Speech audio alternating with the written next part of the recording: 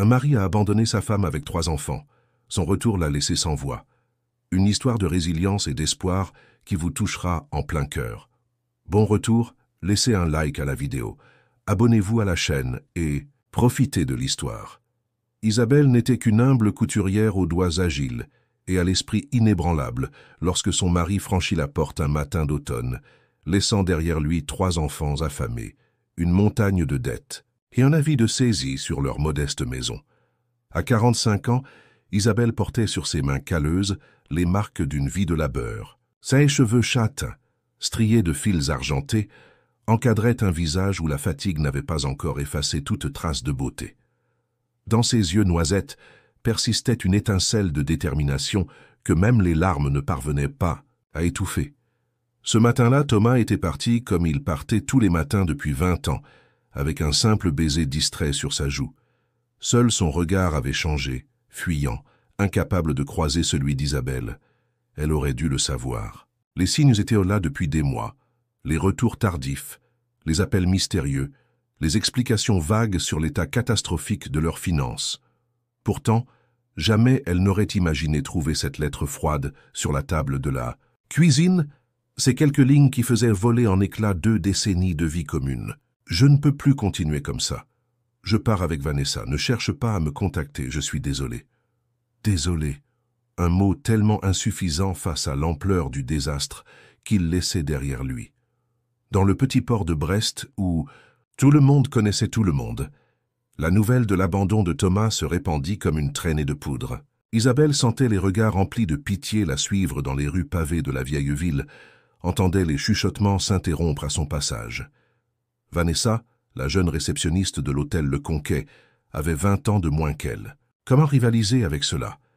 Mais la pitié ne paierait pas les factures qui s'empilaient sur le buffet, ni la scolarité de Lucas, Marie et petit Paul.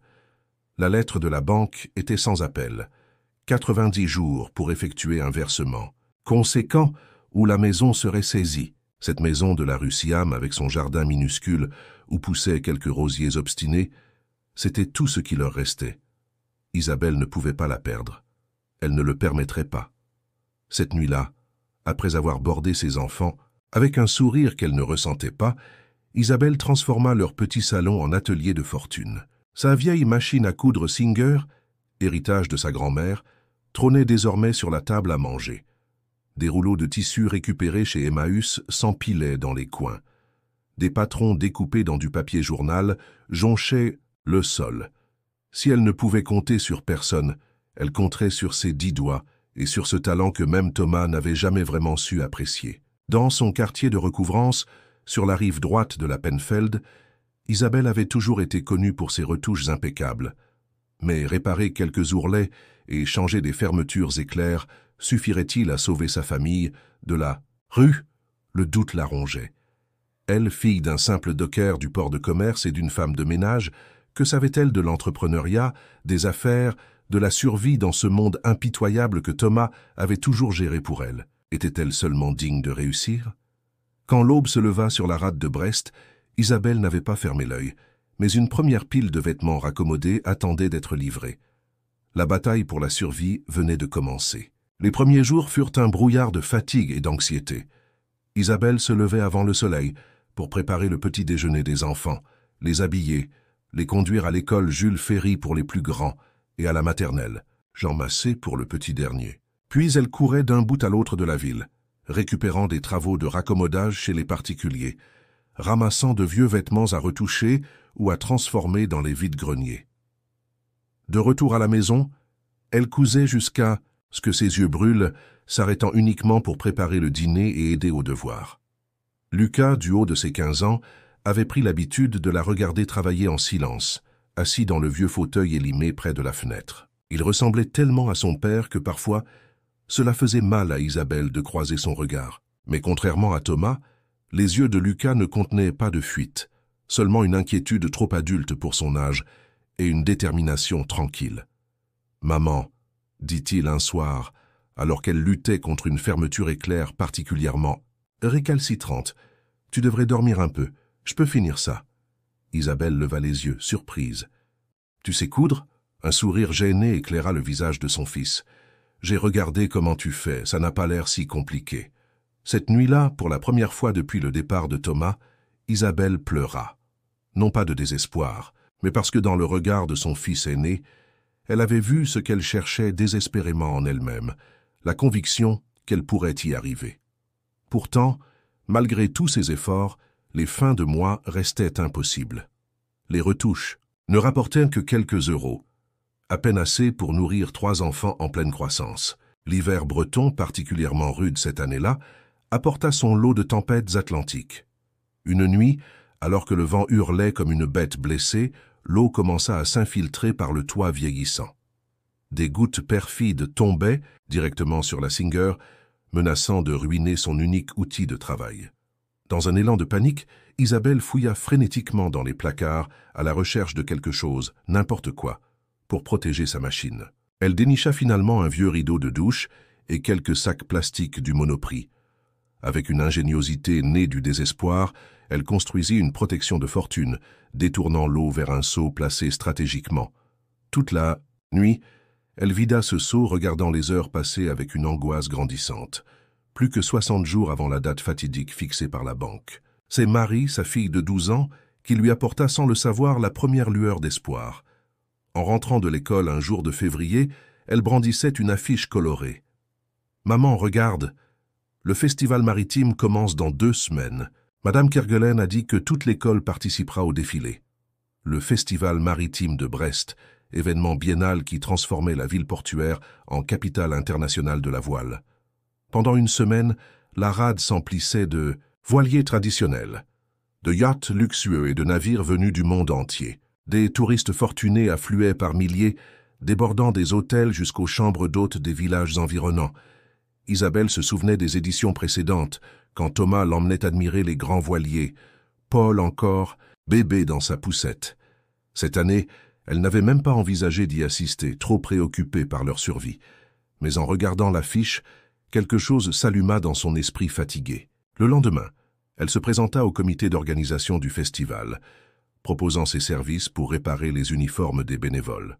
La responsable, une femme dynamique d'une 50aine d'années nommée Josiane Penmarch, l'examina avec un mélange de scepticisme et de curiosité. « Vous avez de l'expérience dans l'événementiel, Madame Morvan ?»« Non, » admit Isabelle, « mais j'ai 20 ans d'expérience en couture et 3 enfants à nourrir. » Quelque chose dans sa franchise dut toucher Josiane, car elle lui tendit une pile d'uniformes bleu marine ornés du logo du festival, un 3-mâts stylisé. Certains datent de la dernière édition. Ils ont besoin d'être ajustés, raccommodés, parfois complètement retaillés. « Vous pensez pouvoir faire ça ?» Isabelle hocha la tête, déterminée. « Je peux tout faire avec du fil et une aiguille. » Les jours suivants, elle travailla d'arrache-pied sur les uniformes, y mettant tout son savoir-faire. Quand elle les rapporta, Josiane fut si impressionnée qu'elle lui proposa de rester à disposition pendant le festival pour les réparations de dernière minute. Le jour de l'ouverture du festival, Isabelle installa un petit stand près des quais, non loin de l'entrée principale. La journée commença lentement. Quelques bénévoles vinrent faire ajuster leurs uniformes, mais rien qui justifierait sa présence ici, plutôt qu'à la maison, à travailler sur ses commandes habituelles. C'est alors qu'elle remarqua un phénomène curieux. Les touristes, après leurs excursions en mer ou leurs visites des voiliers, revenaient souvent avec des vêtements endommagés. Un accroc causé par un cordage rugueux, un bouton arraché en se penchant par-dessus le bastingage, une tache de goudron impossible à enlever. Elle observa un couple américain particulièrement élégant, contempler avec désespoir un accroc dans ce qui semblait être une veste de créateur. Isabelle s'approcha d'eux, son français teinté d'un accent breton chantant. « Excusez-moi, je pourrais peut-être vous aider avec ça. » La femme la regarda avec surprise, puis soulagement quand Isabelle désigna son propre stand. « Vous pourriez... que réparer ça? Maintenant ?» « 10 minutes, » promit Isabelle. Le couple la suivit jusqu'à son petit espace. Avec des gestes précis, Isabelle examina l'accroc, sélectionna un fil de la couleur exacte et commença à travailler sous leurs yeux ébahis. Quand elle rendit la veste, l'accroc avait pratiquement disparu, visible seulement si l'on savait exactement où regarder. Le couple était ravi. « Combien vous doit-on » demanda l'homme en sortant son portefeuille. Isabelle hésita. Elle facturait habituellement 5 € pour une telle réparation aux habitants du quartier. mais ces touristes portèrent des montres qui valaient probablement plus que sa maison. « 20 €, dit-elle, testant sa chance. L'homme lui tendit un billet de 50. « Gardez la monnaie. Vous venez de sauver une veste Armani et notre soirée. » Ainsi naquit SOS Couture Maritime, un service de réparation express pour touristes en détresse vestimentaire. Le bouche à oreille fonctionna étonnamment vite. Avant la fin de la première journée, une petite file d'attente s'était formée devant son stand. Des Américains, des Allemands, des Britanniques, tous prêts à payer généreusement pour sauver leur tenue. Lucas vint la rejoindre après l'école, s'improvisant interprète pour les clients anglophones, tandis que Marie s'occupait de Petit Paul. À la fin de la semaine de festival, Isabelle compta ses gains avec incrédulité. C'était assez pour effectuer le premier versement à la banque, avec même quelques euros de marge. Elle déposa l'argent le dernier jour, quelques heures seulement avant la date limite. Si tu aimes l'histoire, tape 5 dans les commentaires et abonne-toi pour plus de vidéos comme celle-ci. Sinon, tape 0, cela m'aide à créer un contenu encore meilleur pour toi. On continue. L'euphorie de cette première victoire fut de courte durée. Le versement n'était que le premier d'une longue série. Et le festival n'avait lieu que tous les 2 ans. Comment générer suffisamment de revenus entre-temps? Isabelle se retrouvait à nouveau face au mur de l'incertitude. C'est lors du dernier jour du festival qu'un incident apparemment anodin changea la trajectoire de sa vie.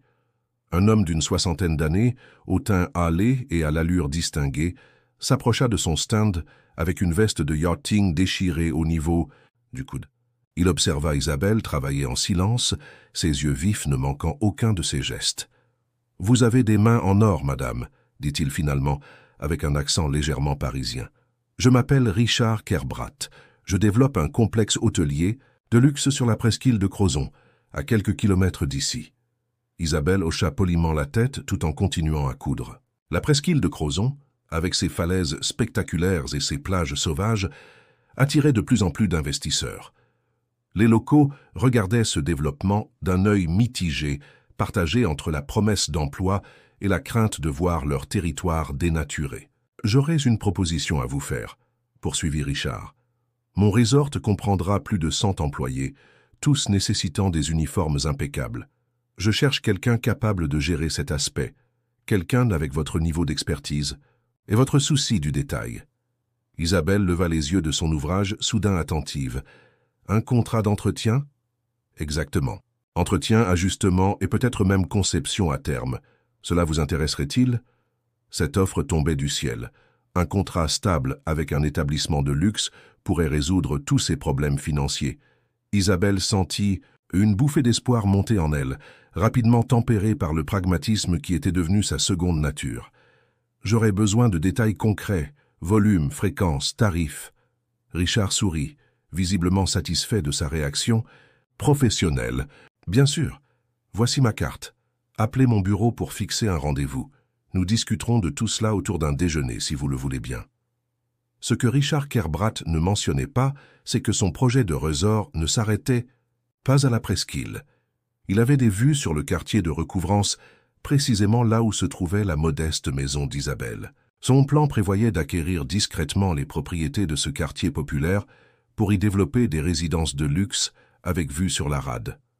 La maison d'Isabelle, avec son emplacement stratégique, figurait sur sa liste d'acquisitions potentielles. Le lendemain du festival, la vie reprit son cours. Les touristes repartirent, les grands voiliers quittèrent la rade, et Brest retrouva son rythme habituel, entre brumes matinales et averses imprévisibles. Isabelle rangea son stand, improvisé, et revint à ses travaux de retouche ordinaires. Mais quelque chose avait changé en elle. Le festival lui avait montré qu'il existait un marché pour ses compétences. Un marché qui valorisait son savoir-faire bien au-delà de ce qu'elle avait imaginé. La communauté de pêcheurs traditionnels de Brest influençait chaque aspect de la vie locale.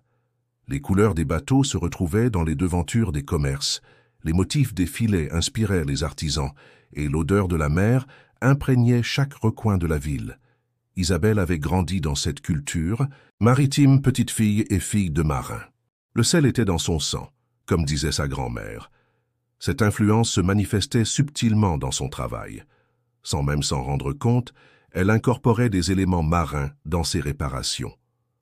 Un bouton remplacé par un coquillage, poli, un raccommodage invisible renforcé par un point de broderie évoquant les nœuds marins, une pièce de tissu découpée selon les contours de la côte bretonne. Ces touches personnelles, presque inconscientes, n'avaient jamais attiré l'attention auparavant. La nature solidaire de la communauté brestoise se manifesta de façon touchante dans les semaines qui suivirent. Tous connaissaient la situation d'Isabelle, et l'aide arrivait sous des formes discrètes mais significatives, des rouleaux de tissu anonymement déposés sur son perron, des plats préparés glissés dans son réfrigérateur par une voisine pendant qu'elle travaillait, et, surtout, les pêcheurs locaux qui passaient par hasard avec un surplus de poissons frais pour les enfants. Un jour, Lucas rentra de l'école avec une expression indéchiffrable sur le visage. « Qu'est-ce qui ne va pas ?» demanda Isabelle, immédiatement inquiète. « Rien, dit-il en hésitant. C'est juste que le père de Corentin est revenu des Açores. Il m'a proposé de l'accompagner sur son chalutier pendant les vacances d'été. Un job rémunéré. » Isabelle sentit son cœur se serrer. Lucas n'avait que 15 ans, mais déjà, il pensait à contribuer financièrement. La fierté se mêlait à la culpabilité dans sa poitrine. « Tu n'as pas à faire ça, mon chéri. Ta seule responsabilité, c'est l'école. » Lucas haussa les épaules avec cette nonchalance adolescente qui cachait mal ses émotions. « J'aime la mer. Et puis, ça m'éloignera un peu de la maison. » Ce qu'il ne disait pas, c'est que les rumeurs sur le départ de son père l'avaient suivi au lycée. « Fils de l'abandonné », chuchotèrent certains dans son dos, comme si la honte devait être héritée, comme un trait génétique indélébile. Isabelle caressa doucement la joue de son fils. « On en reparlera. Pour l'instant, j'ai besoin de ton aide ici. J'ai rendez-vous demain avec ce monsieur Kerbrat pour discuter du contrat d'entretien. » Le restaurant choisi par Richard Kerbrat pour leur rendez-vous était situé sur le port de commerce, un établissement haut de gamme où Isabelle n'avait jamais mis les pieds. Elle s'y rendit vêtue de sa plus belle robe, une création personnelle en lin bleu qu'elle avait confectionnée pour le baptême de Paul. L'hôtesse d'accueil la conduisit vers une table en terrasse où Richard l'attendait, accompagné d'une femme élégante d'une 40aine d'années. « Isabelle, je vous présente Juliette Menet, notre directrice marketing. Juliette, voici Isabelle Morvan, la magicienne de l'aiguille dont je t'ai parlé. » La femme lui serra la main avec un sourire professionnel. « Richard a été très impressionné par votre travail. Il n'est pas facile à impressionner. » Le déjeuner fut à la fois agréable et intimidant pour Isabelle. Les deux professionnels parlaient un langage d'entreprise qui lui était largement étranger, évoquant des concepts de branding expérientiel et de luxe authentique qui la dépassaient. Mais quand la conversation revint sur le contrat d'entretien, elle retrouva son assurance. « Notre personnel comprendra une centaine de personnes en haute saison, » expliqua Richard. « Chacune avec 2 uniformes complets à entretenir hebdomadairement. Nous prévoyons un forfait mensuel plutôt qu'une facturation à la pièce. Cela vous conviendrait-il ? » « Tout dépend du montant de ce forfait, » répondit pragmatiquement Isabelle. Richard griffonna un chiffre sur une serviette en papier et la fit glisser vers elle. Isabelle dut faire un effort conscient pour ne pas laisser sa surprise se lire sur son visage. La somme représentait presque 4 fois ses revenus mensuels actuels. Ce montant couvrirait l'entretien standard, poursuivit Richard. Les créations personnalisées seraient facturées séparément, bien entendu. Isabelle prit une gorgée d'eau pour masquer son émotion. Avec un tel contrat, elle pourrait non seulement sauver sa maison, mais aussi offrir une vie décente à ses enfants. Peut-être même mettre de côté pour les études de Lucas, qui rêvait d'école d'ingénieur. « J'aurais besoin d'embaucher de l'aide, » dit-elle finalement. « Je ne peux pas gérer un tel volume seul. » « Naturellement, » acquiesça Richard, « vous seriez chef d'atelier, libre d'organiser votre équipe comme vous l'entendez. Nous vous fournirions un espace dédié dans les locaux de service du resort. » La proposition était presque trop belle pour être vraie. Quittant le restaurant 1 heure plus tard, un contrat préliminaire en main, Isabelle se sentait étourdie de possibilités. Pour la première fois depuis le départ de Thomas, elle entrevoyait un avenir qui n'était pas fait uniquement de survie au jour le jour. Sur le chemin du retour, elle fit un détour par la plage du Moulin Blanc. S'asseyant sur un banc face à la mer, elle observa les voiliers qui dansaient sur les vagues. 6 mois s'étaient écoulés depuis cette matinée fatidique où sa vie avait basculé. 6 mois de lutte acharnée, de nuits sans sommeil, de calculs angoissés pour joindre les 2 bouts. Et voilà que le destin lui offrait une chance inespérée. Quelque chose la retenait pourtant. Un instinct, peut-être, ou cette méfiance innée des gens de la côte envers ce qui semble trop facile. Pourquoi un homme d'affaires du calibre de Richard Kerbratt s'intéressait-il à une modeste couturière comme elle? La qualité de son travail justifiait-elle un tel intérêt? Ses réflexions furent interrompues par la sonnerie de son téléphone. C'était Josiane Penmarsh, la responsable du festival maritime. « Isabelle, je suis si contente de vous avoir au téléphone.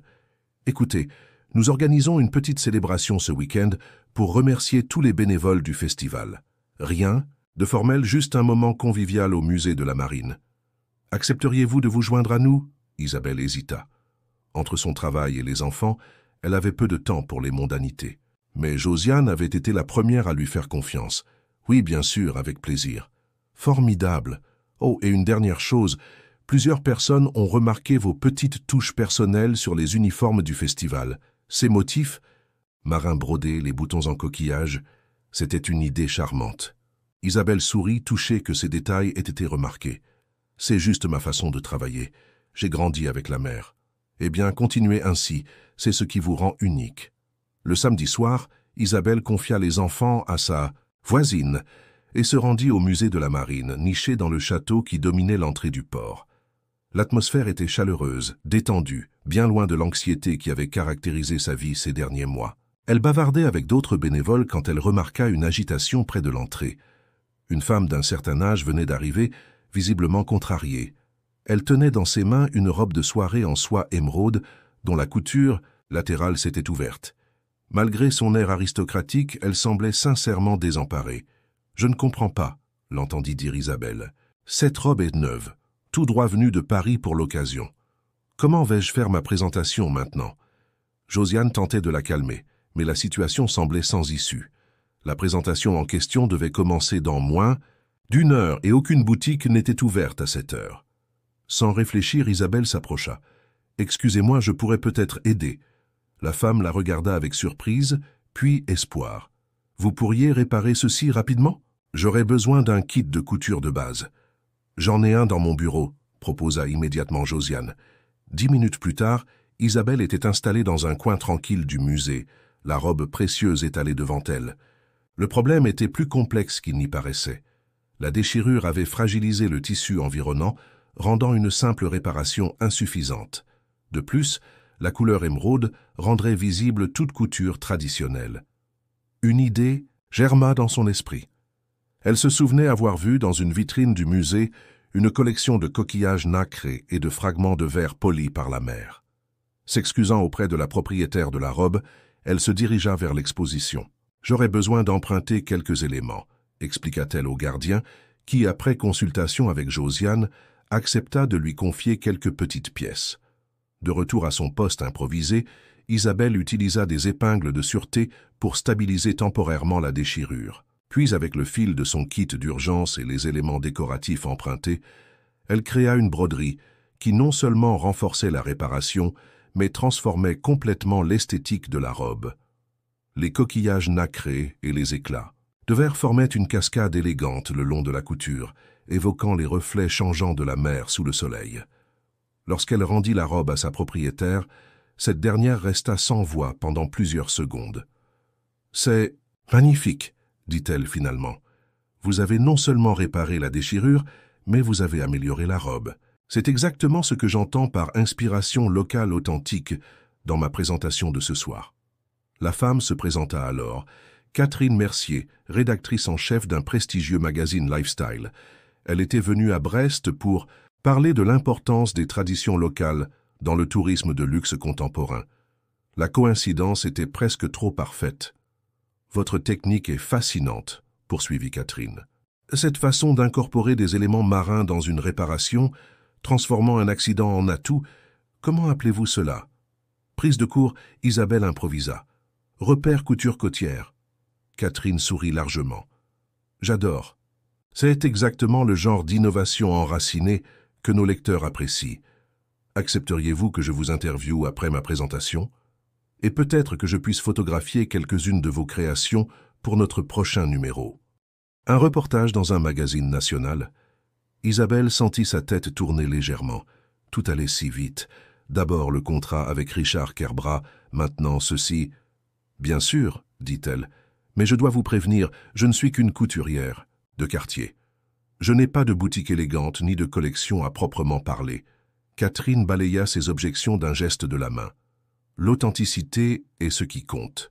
Vos mains racontent une histoire que nos lecteurs voudront entendre. » La présentation de Catherine ce soir-là portait sur l'avenir du luxe, retour aux sources et valorisation des savoir-faire locaux. Elle y mentionna spécifiquement sa rencontre fortuite avec Isabelle, présentant la Repère Couture Côtière comme un exemple parfait d'innovation respectueuse des traditions. À la fin de la soirée, plusieurs participants vinrent trouver Isabelle, curieux d'en savoir plus sur son travail. Une femme proposa même de lui envoyer une veste endommagée pour qu'elle y applique sa technique particulière. Isabelle rentra chez elle ce soir-là avec une dizaine de cartes de visite et un sentiment étrange, mélange d'excitation et d'inquiétude. Sa vie semblait prendre une direction qu'elle n'avait jamais envisagée. L'article de Catherine Mercier parut 3 semaines plus tard. 2 pages entières consacrées à la Repère Couture Côtière d'Isabelle Morvan, avec des photos en gros plan de ses créations et un portrait d'elle-même, debout sur les remparts de Brest, le regard tourné vers la mer. Le titre, « La Renaissance », par l'aiguille, résumait parfaitement son parcours. Les retombées furent immédiates et dépassèrent tout ce qu'Isabelle avait pu imaginer. Son téléphone ne cessait de sonner. Des commandes arrivèrent par courrier de toute la France, puis bientôt de l'étranger. Des robes, des vestes, des écharpes, toutes accompagnées de notes demandant spécifiquement l'application de sa technique de réparation créative avec des éléments marins. « C'est fou », murmura-t-elle un soir à Lucas en contemplant la pile de colis qui envahissait désormais leur salon. « Je ne pourrai jamais gérer tout ça toute seule. » Son fils adolescent, qui l'aidait désormais régulièrement après l'école, hocha la tête. « Tu devrais peut-être embaucher quelqu'un. » L'idée était logique, mais comportait son lot d'angoisse. Comment passer du statut de couturière solitaire à celui de patronne? Qui pourrait-elle engager avec son budget encore limité? Et surtout, pourrait-elle déléguer un travail si personnel sans perdre cette touche distinctive qui faisait désormais sa réputation? La solution vint, comme souvent à Brest, de la communauté maritime. Les épouses des pêcheurs, confrontées au déclin de la pêche commerciale, cherchaient des revenus complémentaires. Beaucoup d'entre elles possédaient déjà des compétences en couture, transmises de génération en génération pour réparer les filets et les voiles. Yvonne Le Gall fut la première à proposer son aide. Veuve d'un marin perdu en mer 3 ans plus tôt, elle vivait modestement d'une petite pension. Quand elle frappa à la porte d'Isabelle, c'était avec une fierté tranquille. « J'ai vu l'article, dit-elle simplement. Je couds depuis que j'ai 8 ans. Je connais les points marins mieux que quiconque dans le quartier. Laissez-moi vous aider. » Isabelle hésita. Elle pouvait à peine se payer elle-même un salaire décent, comment pourrait-elle rémunérer Yvonne correctement? Mais quelque chose dans le regard de la veuve la poussa à être honnête. « Je ne peux pas vous offrir un salaire fixe pour l'instant. Les commandes sont nombreuses, mais les rentrées d'argent sont encore irrégulières. » Yvonne hocha la tête. « Proposez-moi un pourcentage sur chaque pièce que je réalise. Cela me convient. Je cherche une occupation autant qu'un revenu. » Ainsi naquit un modèle économique basé sur le partage des bénéfices plutôt que sur le salariat traditionnel. Chaque couturière recevait un pourcentage des ventes des pièces qu'elle avait contribué à créer. Ce système, inspiré des pratiques traditionnelles des pêcheurs qui partagèrent les prises plutôt que de recevoir un salaire fixe, correspondait parfaitement à l'esprit de la communauté brestoise. Au fil des semaines, l'équipe s'agrandit. Après Yvonne vinrent Solène, dont les doigts délicats excellaient dans les broderies les plus fines, puis Maëlle, experte en retouches invisibles, et enfin Loïc, un ancien marin reconverti dans la maroquinerie artisanale qui apporta une dimension nouvelle avec ses créations en cuir marin tanné naturellement. Le petit salon d'Isabelle ne suffisait plus. Il travaillait désormais dans toutes les pièces de la maison, transformant même la salle à manger en atelier de coupe. Les enfants s'habituèrent à prendre leur repas sur un coin de table entre des patrons et des bobines de fil. Marie s'impliquait de plus en plus, révélant un talent précoce pour les associations de couleurs, tandis que petit Paul, du haut de ses 6 ans, se chargeait solennellement de trier les boutons par taille et par teinte. Alors que la première année de cette nouvelle vie touchait à sa fin, Richard Kerbrat revint dans le tableau. Son projet de resort avançait rapidement sur la presqu'île de Crozon, et le temps était venu de concrétiser leur accord concernant les uniformes. Mais il avait aussi une autre nouvelle à partager. « Je voulais vous en informer personnellement », dit-il lors d'une réunion dans son bureau temporaire au centre de Brest. « Notre société a acquis plusieurs propriétés dans votre quartier pour y développer une extension urbaine de notre concept. » Isabelle sentit un frisson désagréable parcourir son échine. Quelle propriété exactement? Richard déploya un plan sur la table. Des zones colorées indiquaient les acquisitions déjà réalisées et celles en cours de négociation. Au milieu de ces taches de couleurs, la petite maison d'Isabelle apparaissait comme une île de résistance. Comme vous pouvez le voir, nous avons déjà sécurisé presque tout le pâté de maison. Je voulais vous proposer une offre pour votre propriété à un prix nettement supérieur à sa valeur marchande. L'offre qu'il écrivit sur un bout de papier était effectivement généreuse, le double de ce que valait sa modeste maison. Une somme qui résoudrait tous ses problèmes financiers d'un coup, qui lui permettrait d'acheter un logement plus confortable pour sa famille, qui assurerait l'avenir éducatif de ses enfants. Mais accepter signifierait trahir son équipe, ses femmes et ses hommes qui avaient rejoint son aventure et qui habitaient tous dans ce même quartier populaire, menacé de gentrification. Cela signifierait aussi abandonner les racines maritimes qui nourrissaient leur créativité collective et donnaient son authenticité à leur travail. Ce conflit externe reflétait parfaitement la lutte intérieure qui agitait Isabelle depuis des mois. Choisir la sécurité financière ou rester fidèle à ses valeurs et à sa communauté. Thomas avait toujours privilégié l'argent, mesurant la réussite au solde du compte bancaire. N'était-ce pas exactement ce qui l'avait conduit à abandonner sa famille pour une vie apparemment plus gratifiante? « J'ai besoin de temps pour réfléchir, dit-elle finalement. Richard acquiesça avec compréhension. « Bien sûr, prenez quelques jours, mais n'oubliez pas que notre offre est limitée dans le temps. Le développement ne peut pas attendre indéfiniment. » En quittant le bureau, Isabelle fut frappée par une affiche annonçant une réunion du conseil municipal. Le sujet « Approbation » du plan de développement urbain, secteur recouvrance. La date, dans 2 jours. La réunion du conseil municipal se déroula dans une atmosphère tendue. La salle était divisée en 2 camps distincts. D'un côté, les partisans du développement, touristique de l'autre, les défenseurs du patrimoine local. Isabelle s'assit silencieusement au fond, observant le débat avec un mélange d'inquiétude et de résignation. Le maire, un homme politique aguerri nommé Jean-Yves Cariou, présenta le projet comme une opportunité économique sans précédent pour la ville. Ce développement apportera des emplois, des revenus fiscaux et placera Brest sur la carte du tourisme de luxe international, argumenta-t-il avec conviction. Les opposants soulignèrent les risques de déracinement des populations locales, la perte de l'identité maritime du quartier, la destruction potentielle de bâtiments historiques qui, sans être classés, constituaient néanmoins le tissu culturel de la ville. Il devint rapidement évident que le Conseil penchait en faveur du projet. Les promesses de retombées économiques pesaient plus lourd que les préoccupations patrimoniales. Quand le vote final approcha, Isabelle quitta discrètement la salle, le cœur lourd. La bataille semblait perdue d'avance. Sur le chemin du retour, marchant le long des quais où s'alignaient les bateaux de pêche traditionnels, une idée commença à germer dans son esprit. Ces touristes fortunés que le resort de Richard voulait attirer, que recherchaient-ils vraiment? D'après Catherine Mercier et son article, la nouvelle tendance du luxe était justement l'authenticité, les savoir-faire locaux, les expériences enracinées dans une culture véritable. Or, que proposait le projet de Richard? Des boutiques, standardisées, des restaurants concept, une version aseptisée et commerciale de la culture bretonne. Rien d'authentique, rien qui ne puisse être reproduit dans n'importe quelle station balnéaire du monde. Isabelle accéléra le pas, soudain impatiente de partager son intuition avec son équipe. Si les touristes fortunés désiraient l'authenticité, alors pourquoi ne pas la leur offrir directement, sans intermédiaire? Le lendemain matin, elle réunit tout son petit groupe dans le jardin, le seul espace de la maison encore épargné par l'activité frénétique de l'atelier. Debout au milieu des rosiers obstinés qui continuaient de fleurir malgré l'adversité, elle exposa son idée. Jusqu'à présent, nous nous sommes concentrés sur la réparation et la transformation de vêtements existants. Et si nous créions notre propre ligne de vêtements, entièrement inspirée par notre héritage maritime, intégrant dès la conception ces éléments qui font le succès de nos réparations? Yvonne, toujours pragmatique, posa la question évidente. Avons-nous les compétences et les ressources pour cela? Nous avons quelque chose de bien plus précieux, répondit Isabelle.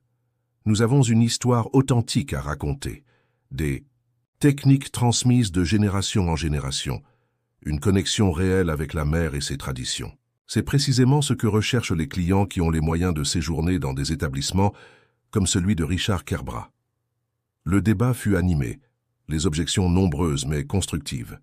Comment passer de la réparation à la création complète? Où trouverait-il les fonds pour acheter les matières premières en quantité suffisante? Comment commercialiser ces créations sans réseau de distribution établi? C'est Marie, écoutant la conversation depuis la fenêtre de sa chambre, qui apporta une contribution décisive. Pourquoi ne pas utiliser des matériaux recyclés, comme vous le faites déjà pour les réparations? Les vieux filets de pêche, les voiles usagées, les cordages, tout ça raconte déjà une histoire avant même d'être transformé en vêtements. Cette suggestion déclencha une vague d'enthousiasme. Chacun commença à proposer des sources de matériaux. Les coopératives de pêcheurs qui jetaient régulièrement des filets usagés, les chantiers navals qui accumulaient des chutes de voiles, les fermes marines avec leurs sacs d'huîtres en plastique durable. Loïc, l'expert en cuir, ajouta « Je peux tanner des peaux de poisson selon les méthodes traditionnelles. Ça donne un cuir souple et résistant, avec des motifs naturels uniques. » Le projet prenait forme porté par l'énergie collective et la richesse des savoir-faire rassemblés. Ils décidèrent de développer une collection capsule pour commencer, une vingtaine de pièces, qui illustreraient leur concept. Chaque membre de l'équipe apporterait sa touche personnelle, tout en respectant une esthétique commune ancrée dans le patrimoine maritime breton. Alors qu'ils travaillaient d'arrache-pied sur cette première collection, un incident apparemment catastrophique se transforma en opportunité inespérée. Solane, concentrée sur une tunique presque achevée en lin ancien récupéré sur une vieille voile, renversa accidentellement son café sur le tissu immaculé. « Oh non !» s'exclama-t-elle horrifiée. « Je suis désolée, Isabelle. Tout ce travail gâché. » Isabelle examina la tache brune qui s'étalait sur le devant du vêtement. Plutôt que de céder au désespoir, son esprit créatif s'activa. Dans les contours irréguliers de la tache, elle reconnut quelque chose de familier. « Attends !» dit-elle en penchant la tête. « Est-ce que tu ne trouves pas que ça ressemble au contour de la rade de Brest, vue d'en haut ?» Elle prit un marqueur textile et d'une main assurée accentua certaines parties de la tache, adoucit d'autres, jusqu'à ce qu'émerge clairement une carte stylisée de la côte locale. Puis elle ajouta quelques points de broderie stratégiques pour marquer les principaux repères, le château, le port de commerce, le pont de l'Iroise. Ce qui était un accident devint ainsi le prototype de ce qu'ils appelleraient plus tard le lavage brestois, une technique de teinture contrôlée qui créait des motifs évoquant la topographie côtière. Chaque pièce devenait unique, impossible, à reproduire exactement, à l'image des marées qui ne dessinent jamais deux fois le même rivage. Quand leur première collection fut prête, après des semaines de travail intensif, ils l'exposèrent dans le jardin d'Isabelle, accrochant les vêtements aux branches des arbres et au montant d'un séchoir improvisé. La collection était éclectique mais cohérente, des vestes en toile de voile récupérées, des écharpes tissées avec des fils dérivés de cordages effilochés, des sacs en cuir de poisson aux reflets irisés, tous portant la marque distinctive de leur lavage brestois et de leur broderie inspirée par la mer. Ils invitèrent quelques personnes clés à cette présentation informelle. Josiane du comité du Festival maritime, quelques commerçants locaux, et même Catherine Mercier, qui se trouvait par chance à Brest pour un autre reportage. La réponse fut unanimement enthousiaste. « C'est exactement ce que je voulais dire dans mon article sur l'avenir du luxe », s'exclama Catherine. « Cette authenticité, cette connexion tangible avec un lieu et son histoire, c'est ce que les consommateurs, les plus exigeants, recherchent aujourd'hui. » Ce succès d'estime était encourageant, mais un défi majeur persistait. Comment atteindre ces clients fortunés, particulièrement en basse saison, quand les touristes désertèrent Brest? La réponse se présenta sous la forme d'une catastrophe naturelle. À mi-parcours de leur deuxième année d'activité, une tempête estivale d'une rare violence s'abattit sur la côte bretonne, endommageant gravement la jetée du port de Plaisance, principale attraction touristique et poumon économique des commerces locaux. Avec la haute saison qui approchait et les réparations qui traînaient en longueur faute de budget, l'inquiétude gagna toute la communauté. Isabelle, désormais pleinement intégrée dans le tissu économique local, proposa une initiative audacieuse. Organiser un défilé de mode caritatif mettant en vedette leur création côtière. L'événement servirait à la fois à collecter des fonds pour accélérer les réparations de la jetée et à mettre en valeur le patrimoine culturel local. Avec l'aide de tous, elle transforma la place historique face au château en podium, improvisé. Des projecteurs empruntés au théâtre municipal éclairaient une scène constituée de palettes de bois récupérées sur les quais. Les mannequins étaient des habitants du quartier, représentant toutes les générations et morphologies, de l'ancien pêcheur buriné par le sel à la jeune étudiante gracile. Le soir du défilé, la place était noire de monde. Des journalistes régionaux, alertés par Catherine Mercier, se mêlaient aux habitants venus soutenir l'initiative. Lorsque les premiers mannequins improvisés commencèrent à défiler sur la musique traditionnelle bretonne, réinterprétée par un groupe local, une énergie particulière envahit l'assistance. Ce n'était pas un simple défilé de mode, mais une célébration d'identité, un acte de résistance culturelle. Chaque vêtement racontait une histoire, portait l'empreinte de mains qui connaissaient la mer, de techniques transmises à travers les âges. Le lavage brestois brillait sous les projecteurs, transformant des tâches aléatoires en œuvres d'art narrative. Richard Kerbrat se trouvait dans l'assistance ce soir-là. Observant la réaction enthousiaste du public, l'intérêt manifeste des médias, il reconnut immédiatement le potentiel commercial des créations d'Isabelle. À la fin du défilé, il se fraya un chemin jusqu'à elle, applaudissant avec une admiration sincère. « Félicitations, Isabelle, c'était remarquable. »« Merci, » répondit-elle, essoufflée mais rayonnante après le succès de l'événement. « J'ai une nouvelle proposition à vous faire, » poursuivit-il. « Non pas un rachat, mais un partenariat. Un espace dédié dans mon resort pour votre atelier et votre boutique, avec partage des bénéfices et emploi garantis pour les artisans locaux. Votre authenticité est précisément ce qui manquait à mon projet. » Cette offre représentait une opportunité inespérée de sécuriser son avenir financier tout en préservant la communauté qu'elle avait contribué à bâtir. L'idée de voir leur création exposée dans un cadre luxueux, accessible à une clientèle internationale, était indéniablement séduisante. Alors qu'elle considérait cette proposition, un autre visiteur s'approcha, Bernard Legrand, représentant d'une grande chaîne de magasins parisienne. « Madame Morvan, vos créations sont exceptionnelles. Nous souhaiterions les distribuer dans nos boutiques à travers le pays. Nous pourrions les produire en série dans nos ateliers à l'étranger, à des coûts bien moindres et avec des marges substantiellement plus élevées. » Cette seconde offre était encore plus tentante financièrement. La production de masse garantirait des revenus stables et importants, résolvant définitivement ses problèmes financiers. Pourtant, délocaliser la production signifierait abandonner l'essence même de leur démarche, l'ancrage local, l'utilisation de matériaux recyclés spécifiques à la région, l'implication de la communauté. Isabelle passa plusieurs nuits blanches à peser ses options. L'argent facile la tentait, surtout avec sa maison toujours menacée par les projets immobiliers. Ce dilemme représentait son test le plus significatif. Choisirait-elle la facilité financière ou resterait-elle fidèle à ses valeurs? Après mûre réflexion, elle déclina les deux offres. Au lieu de cela, elle prit le risque de solliciter un petit prêt professionnel, utilisant son carnet de commandes florissant comme garantie. Ce financement lui permit de rénover une ancienne usine de traitement de poissons abandonnée sur le front de mer, créant un espace combinant ateliers, boutiques et centres artisanal communautaires où les touristes pouvaient apprendre les techniques traditionnelles auprès des artisans locaux. Plutôt que de vendre notre savoir-faire à des intérêts extérieurs, expliqua-t-elle à son équipe, nous allons créer quelque chose qui nous appartient pleinement, quelque chose qui restera dans la communauté et bénéficiera à tous.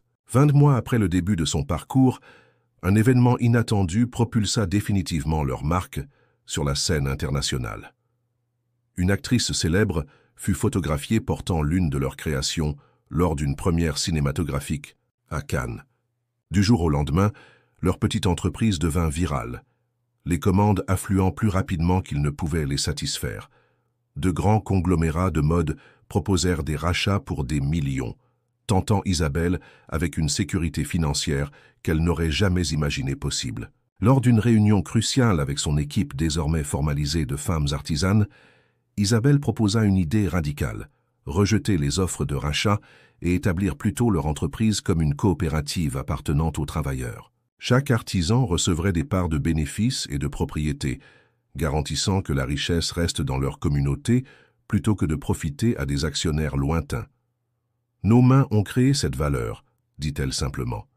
C'est à nous qu'elle devrait revenir. » Les dernières semaines de son parcours de 2 ans apportèrent leur plus grand défi lorsqu'un designer concurrent prétendit que leur technique de lavage brestois violait un procédé qu'il avait fait breveter.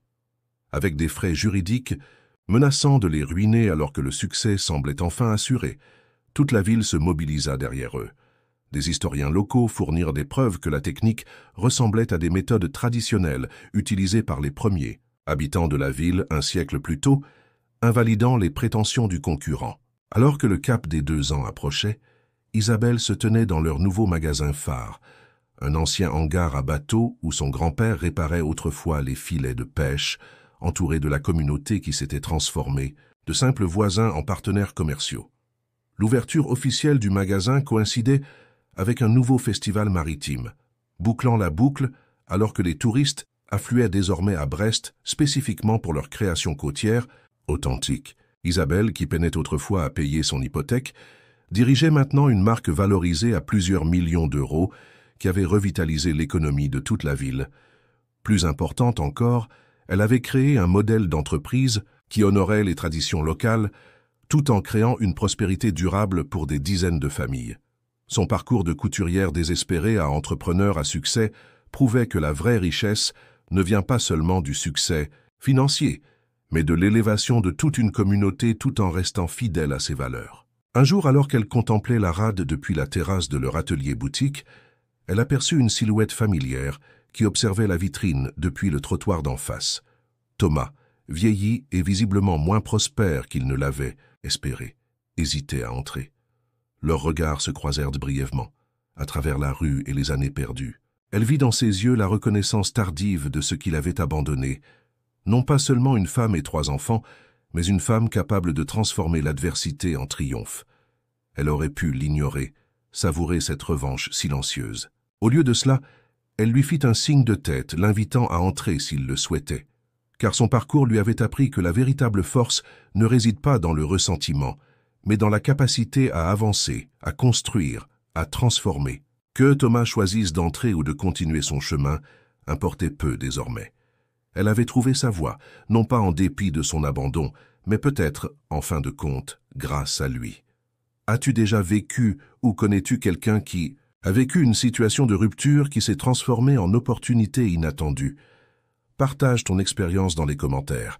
L'atelier boutique était devenu bien plus qu'un simple commerce. C'était un lieu de vie, d'apprentissage et de transmission. Chaque après-midi, des ateliers gratuits permettaient aux enfants du quartier de s'initier aux techniques traditionnelles. Les samedis, des touristes du monde entier venaient participer à des masterclass animées par Yvonne ou Solène, repartant avec non seulement un souvenir fait de leurs mains, mais aussi une compréhension plus profonde de la culture qu'ils visitaient. Lucas, maintenant âgé de 17 ans, avait développé un talent particulier pour la gestion. Après les cours, il s'occupait de la comptabilité et du site Internet, révélant une aptitude pour les affaires qui surprenait même sa mère. Marie, de son côté, montrait une créativité débordante, concevant déjà ses propres motifs inspirés des légendes maritimes bretonnes. Quant à Petit Paul, il était devenu la mascotte de l'atelier, charmant les clients avec ses explications enthousiastes sur la provenance de chaque bouton, de chaque coquillage. Un soir d'automne, alors que l'équipe célébrait l'expédition de leur 1000e commande internationale, Isabelle s'éclipsa un moment sur la terrasse. La nuit tombait sur la rade, les lumières du port se reflétant dans l'eau sombre. 2 ans plus tôt, presque jour pour jour, elle se tenait dans sa cuisine, une lettre d'abandon à la main, le monde s'écroulant autour d'elle. Elle sentit une présence à ses côtés. C'était Yvonne qui lui tendit une tasse de cidre chaud. « À quoi penses-tu » demanda doucement la veuve. « À comme tout peut changer en si peu de temps, » répondit Isabelle. Ce matin-là, je pensais que ma vie était finie. Et maintenant? Yvonne hocha la tête compréhensive. La mer nous apprend que les tempêtes les plus violentes peuvent révéler les trésors les plus précieux. Elle remodèle la côte, crée de nouveaux rivages. Isabelle sourit à cette métaphore si appropriée. J'ai encore du mal à y croire.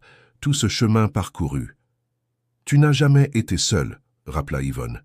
C'est peut-être ça, là. Vraie leçon. Quand Thomas est parti, il a cru t'abandonner à la solitude. Il n'avait pas compris que dans un port comme Brest, personne ne reste vraiment seul face à la tempête. À l'intérieur, des rires éclataient, la musique jouait doucement, la vie continuait dans toute sa complexité et sa beauté imparfaite. Isabelle prit une décision silencieuse. Une partie des bénéfices de l'entreprise serait désormais consacrée à un fonds de soutien pour les femmes en situation d'abandon familial, pour leur offrir non pas une charité passive, mais les outils et la formation nécessaires pour se reconstruire comme elle l'avait fait. Quelle sera la suite de cette incroyable aventure?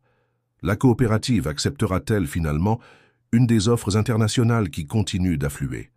Isabelle trouvera-t-elle un équilibre entre son rôle de chef d'entreprise et sa vie de mère célibataire? Une chose est certaine, la petite maison de la rue Siam ne risque plus d'être saisie. Elle est devenue un symbole, non seulement de résistance, mais aussi de renaissance. Les derniers rayons du soleil disparaissaient derrière les grues du port de commerce, teintant le ciel de pourpre et d'or. Un nouveau chapitre commençait, plein de promesses et de possibilités. La petite couturière aux mains calleuses avait fait plus que survivre à l'abandon. Elle avait transformé sa blessure la plus profonde en une force capable de soulever non seulement sa propre vie, mais celle de toute une communauté. Car au fond, n'est-ce pas là le plus beau des tissages, celui qui entremêle nos vies, nos espoirs et nos talents, pour créer quelque chose qui dépasse largement la somme de ses parties, quelque chose d'aussi solide que les filets de pêche, d'aussi souple que les voiles sous le vent, d'aussi unique que chaque vague qui vient mourir sur la grève. Félicitations. Tape 9 dans les commentaires pour me montrer que tu es resté jusqu'à la fin avec moi. Merci d'avoir regardé et à demain pour une nouvelle histoire sur cette même chaîne.